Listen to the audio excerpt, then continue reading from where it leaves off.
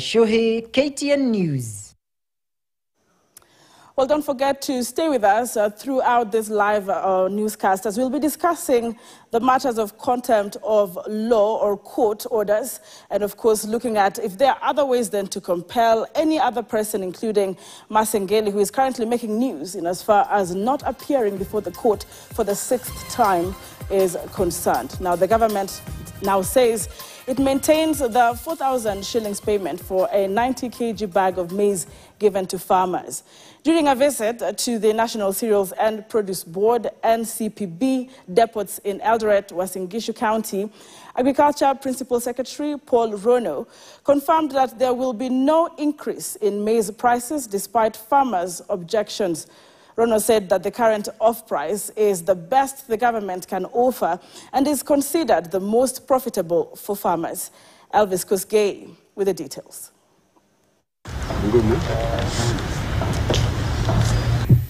The PS was accompanied by Uasin Gishu Governor Jonathan B.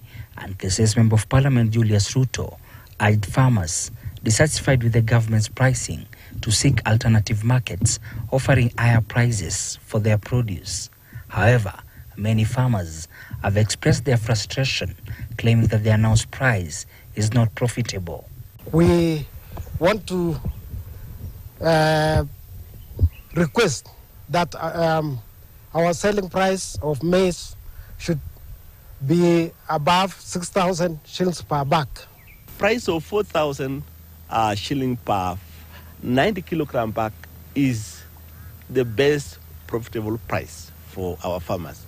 So the challenge you are seeing is that some farmers have started selling at a lower price outside, but you know it is it's upon the farmer to choose where to sell. But as is coming, we are here to receive the maize at our price, which is profitable, or we can store for the farmers. Wana PS kwamba tukienda mbele tulipe wakulima kwa sababu wao wanategemea, hii ni biashara yao. Hawafanyi tu kwa sababu wanasaidia Kenya, wanafanya kwa sababu wanataka pia wao wajimudu. Noted that farmers have so far sold over 700,000 bags of maize to the NCPB with payments exceeding 1.5 billion. He assured those awaiting payment that they'll receive their dues by the end of the year. The 70 million 90 kilogram bags the country is getting, close to 50 million kilos come from Uasin Gishu, Trans Nzoia, Kericho, up to Bungoma.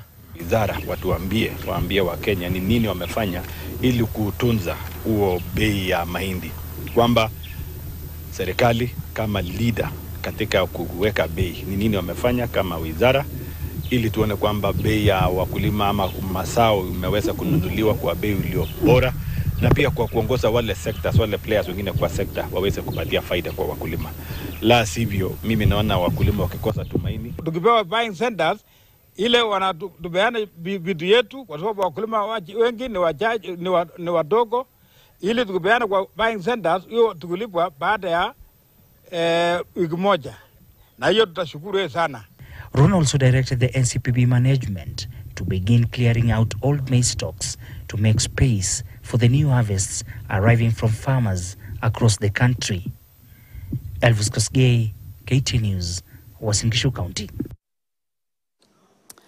All right, now we want to take a very short breather, but even as you stay with us, Acting Inspector General of Police Gilbert Masengeli has defied the court orders for the 6th time.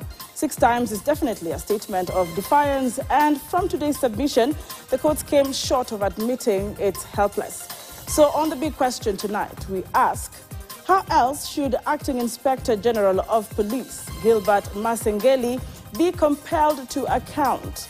All right, how best, all right, can we then have him compelled to account? Send in your yes or no answers to our toll-free number 22151. You can also tag us on X at KTN News and at Doris Anki using the hashtag KTN Prime.